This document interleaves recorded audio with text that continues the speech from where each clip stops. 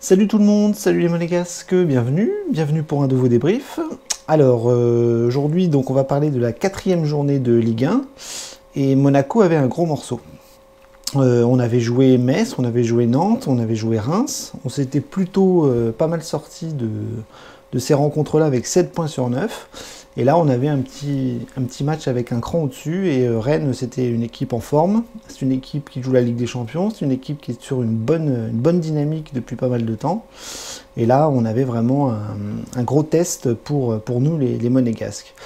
Alors, le contexte, il était assez simple. Il était plutôt positif pour nous parce que nous aussi, on était sur une bonne dynamique, un petit peu comme Rennes. Il y a quelques jours, on était quasiment sur le premier contre le deuxième de Ligue 1. Et là, Saint-Etienne était repassé devant, donc on avait quand même une affiche de haut de tableau. Et donc on avait quand même, nous les Monégasques, pas mal de bonnes choses à voir venir, parce qu'on avait quand même un groupe qui était plutôt bon. On avait quand même des blessés qui étaient plus ou moins réduits, une infirmerie assez réduite.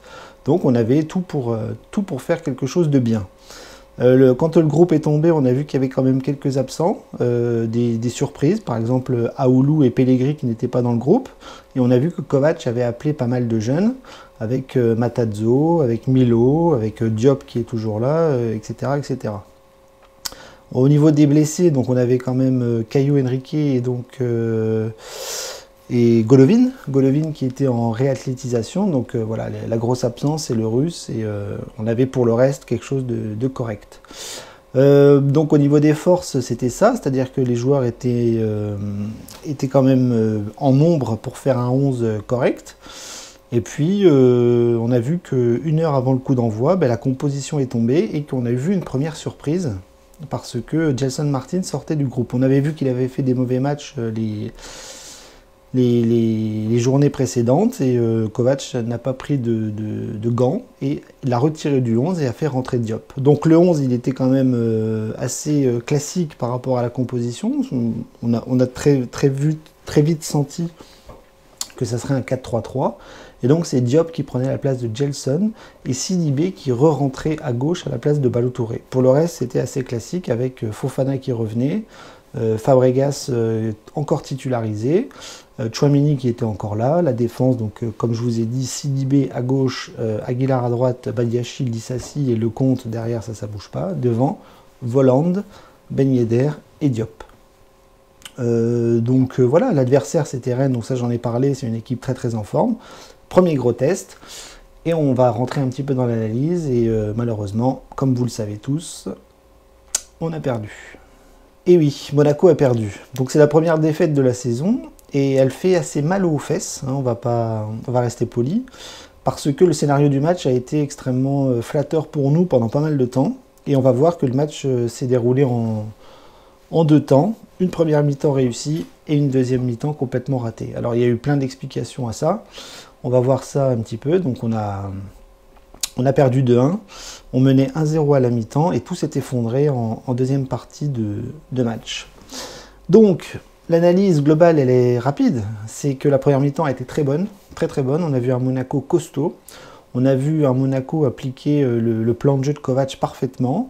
C'est-à-dire que, alors on n'avait pas forcément la possession de balle, c'est Rennes qui l'avait globalement, mais on a vu que Monaco, quand ils avaient le ballon, était extrêmement intelligent, et même quand ils n'avaient pas le ballon, ça défendait bien, ça construisait au milieu de terrain, et ça plantait pas mal d'offensives assez dangereuses, avec des occasions par-ci par-là, et notamment un but de Ben Yedder qui a enfin retrouvé le schéma des filets, sur une magnifique frappe après un cafouillage défensif de Rennes. Et donc on a vu une première mi-temps, voilà, costaud, on a vu des doublements de passes, des jeux en 1, 2, 3 touches de balle, des ballons de Fabregas extrêmement bien calibrés pour des contre-attaques assez intéressantes. Dissassi costaud derrière, donc voilà, on a vu quand même une première mi-temps extrêmement flatteuse, et on se disait à la mi-temps, en menant 1-0, que si on arrivait à reproduire le même schéma que la première mi-temps, ça devrait passer, parce que Rennes était vraiment en difficulté, on le voyait, ça se lisait sur les visages.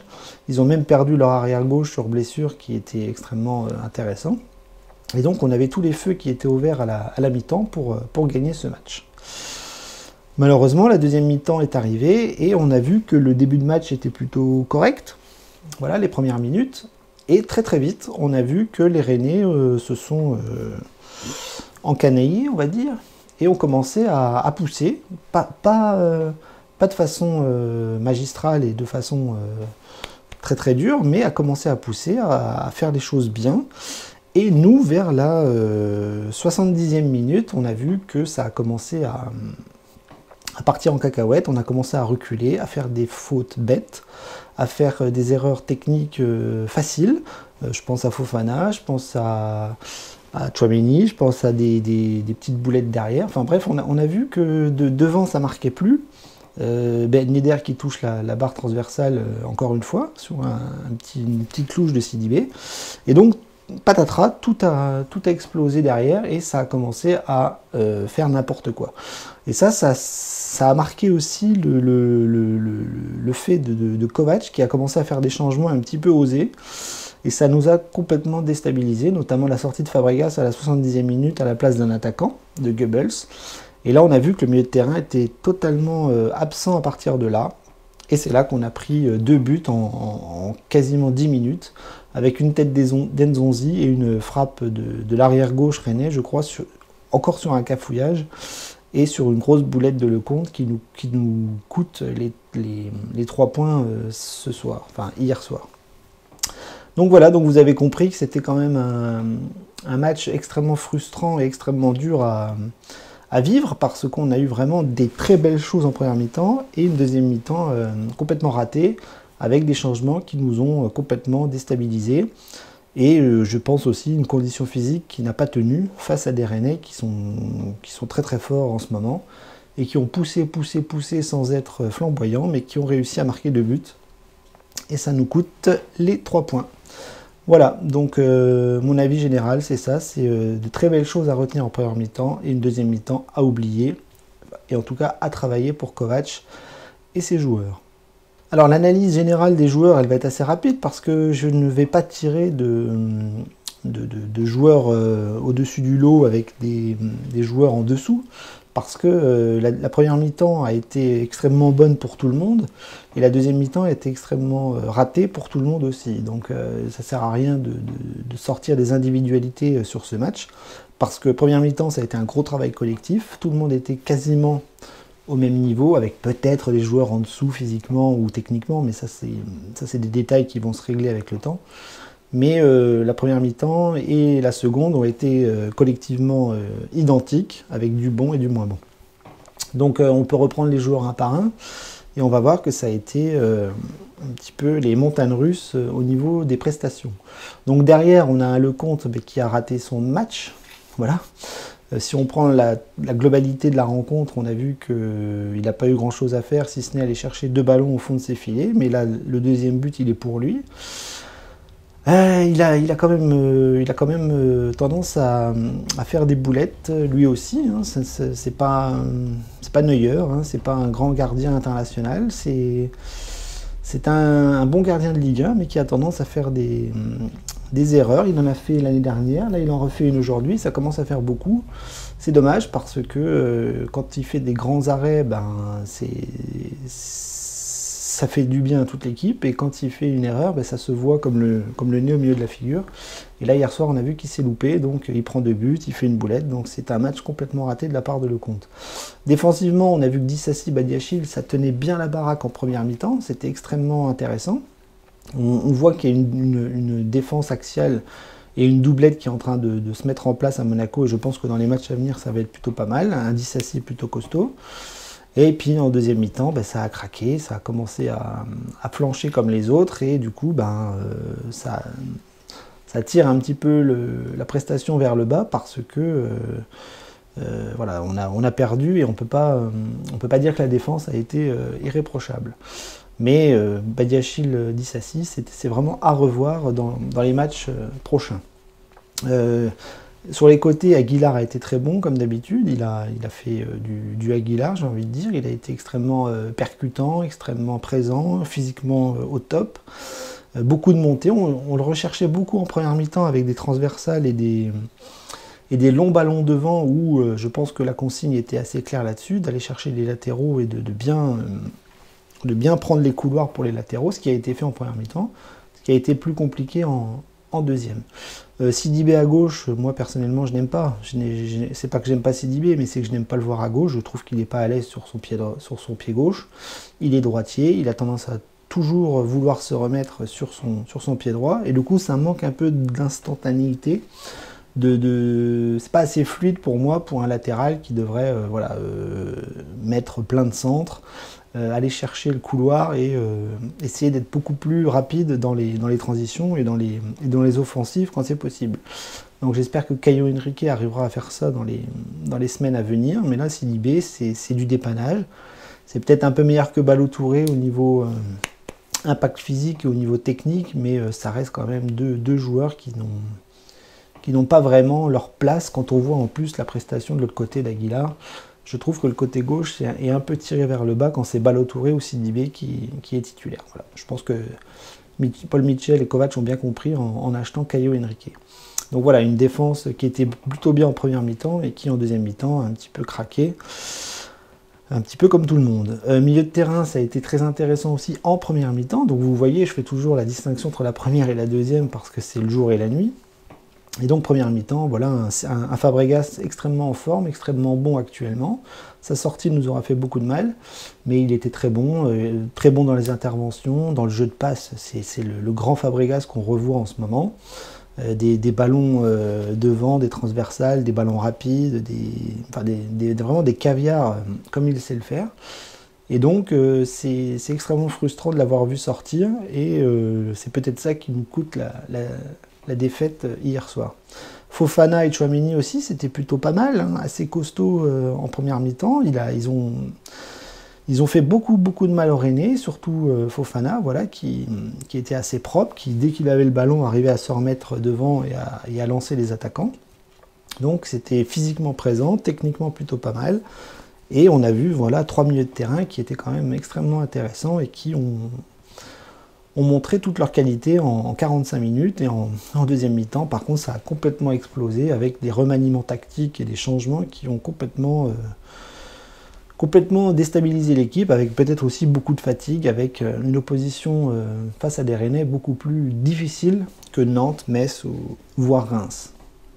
Au niveau de l'attaque, c'était un petit peu bricolé aussi parce que Diop, c'est pas vraiment un ailier, c'est pas vraiment un attaquant. Diop, il est extrêmement bon en ce moment, donc il est titulaire et c'est normal. Première mi-temps, c'était plutôt bien sur son côté droit. Et on a vu qu'en deuxième mi-temps, il est redescendu après les changements, mais il donne pleine satisfaction en ce moment. Et que c'est meilleur que Gelson, c'est sûrement meilleur que Onyekuru, et c'est normal qu'il joue et qu'il a beaucoup de temps de jeu avec Kovac. Donc Diop, c'était plutôt correct. D'autre côté, on avait Voland qui, lui, n'est pas prêt. Voilà. Moi, je ne vais pas juger Kevin Voland actuellement parce que il n'est pas prêt physiquement, il n'est pas prêt tactiquement, il vient d'arriver et il faut lui laisser du temps pour rentrer dans cette équipe. Kovac, lui, ne lui laisse pas de temps, il le met titulaire directement, c'est peut-être une erreur, mais c'est un joueur qui sera largement titulaire dans les semaines à venir et qui va commencer à marquer des buts et à faire des différences dans plusieurs semaines, ça j'en suis quasiment sûr et certain. Alors après, au niveau de son positionnement, c'est compliqué parce que dans un 4-3-3, il a tendance à devoir s'excentrer un coup à gauche, un coup à droite et essayer un petit peu de faire la différence dans un nouveau poste. Mais voilà, c'est le système qui veut ça et du coup on le voit un peu moins et on va réclamer de la patience pour lui en ce moment. Ben Yedder qui a marqué un but et qui en retrouve enfin le chemin défilé, ça c'est très bien. Je trouve qu'il a eu une grosse activité hier soir. Il n'a pas fait que il a encore raté des occasions franches, notamment un ballon sur la barre comme il avait eu à Reims, je crois. Donc il n'est pas encore parfaitement intégré dans ce rôle d'avancement dans un 4-3-3. Il a encore un peu de mal, mais voilà, c'est un joueur de classe internationale. C'est notre meilleur joueur, c'est notre capitaine, il a marqué, donc globalement c'est un bon match. Et je pense qu'il va être de mieux en mieux lui aussi au fil des journées. Au niveau des remplaçants, là ça a été la catastrophe parce que Kovac a tout modifié et a tout fait tout fait capoter. Voilà, il a sorti Fabregas pour Goebbels, ça a commencé à être la débandade, on a reculé, on a pris des buts, voilà, donc ça a été assez mauvais. Puis après les rentrées, je sais plus, il y en a eu 5, hein. Il y a eu Jovetic, il y a eu donc Goebbels, Jovetic, Gelson, etc., etc. Donc ils sont tous rentrés en fin de match et ça n'a rien apporté. Et donc ça a été une erreur de Kovac et on s'est raté là-dessus. Voilà, donc un match globalement moyen pour l'ensemble des joueurs parce qu'il y a eu 45 bonnes premières minutes et 45 autres assez catastrophiques. Donc voilà, on retiendra ça, la première mi-temps, et pour le reste, on va continuer de bosser, puis en espérant que ça s'améliore dans les semaines qui viennent. Bon, le bilan, il est négatif, il n'est pas bon. L'objectif, c'était vraiment de monter d'un cran et de réussir ce premier gros test face à des Rennais qui nous ont bien retournés comme des crêpes bretonnes. Donc ça fait mal parce qu'on avait une bonne dynamique, on avait 7 points sur 9, là on recule, on replonge un petit peu dans nos travers et dans nos angoisses des années précédentes. Je pense que Kovac va appuyer la semaine prochaine sur la première mi-temps et sur le fait qu'on a fait de très belles choses dans ce Rennes-Monaco. Il faut s'appuyer sur les bonnes choses et il faut surtout que la semaine prochaine face à Strasbourg, parce que dimanche après-midi on recevra Strasbourg à la maison, là il faudra faire la même prestation qu'en première mi-temps deux fois, que Kovac ne reproduise pas les mêmes erreurs l'année prochaine face à Strasbourg, en sachant que Strasbourg, ça devrait être un petit peu plus abordable et un petit peu plus facile pour nous. Donc voilà, il faudra 3 points, il faudra effacer cette défaite d'hier soir qui fait extrêmement mal aux fesses de par le scénario. Et du coup, voilà, on va bosser, on va attendre la fin du mercato. Je pense que le mercato, il reste 2 semaines, il va être, j'espère vraiment qu'il va être actif au niveau des départs. Parce que pour moi, on a 37 joueurs actuellement. Keita Baldé devrait signer à la Samp demain. Et donc, on a 37 joueurs qui peuvent postuler au groupe premier, au groupe A. Et c'est beaucoup trop. C'est beaucoup trop. J'avais entendu Kovac qui voulait travailler avec un groupe de 25. On va peut-être finir à 28 si tout va bien. Mais pour l'instant, il y a trop de joueurs. Il faut vraiment en prêter, en vendre. Et alléger tout ça pour bosser un petit peu plus sereinement. Et puis au niveau des arrivées, ça je ne sais absolument pas ce qui va se passer, je pense qu'il faut un 6. Si c'est pas Brozovic, ce sera un autre, mais il va falloir vraiment un doublon à Fabregas qui lui est en forme, mais qui ne tiendra pas toute la saison, ça c'est sûr et certain. Il va peut-être se reblesser, il va peut-être pouvoir enchaîner des rencontres 1 heure, enfin 60, 65 minutes, mais je ne suis pas sûr qu'il puisse tenir sur la durée. Il est en forme, c'est bien. Mais je pense qu'il faut un gros 6, et si on fait une recrue, ça sera à ce poste-là. Voilà, donc globalement, voilà, c'est un débrief assez triste qui rappelle les heures sombres des années passées, mais bon, on va se contenter d'être positif par rapport à la première mi-temps. On a vu des belles choses. Monaco n'est absolument pas à la rue.